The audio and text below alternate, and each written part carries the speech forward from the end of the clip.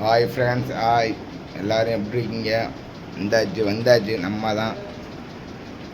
இன்றைக்கி சண்டே, அதனால் பெர்மனண்ட் ஆகணும். எல்லாருக்கும் இன்றைக்கி லீவு. நம்மளுக்கு லீவு கிடையாது. நம்மளுக்கு பெர்மனண்ட் ஆகன பிறகு தான் லீவு. என்னன்னு தெரியல, இன்றைக்கி பயங்கர வெயில், உடம்புக்கு ஒரு மாதிரி இருக்குது. சூப்பரேசர் வேறு நிறைய வேலை சொல்லிட்டு போயிருந்தார். செய்யலைன்னா நாளைக்கு அவர் டென்ஷன் ஆயிடுவார் வேறு வந்து. அதனால் இன்றைக்கி நம்மளால் முடிஞ்ச அளவு செஞ்சுருக்கோம்.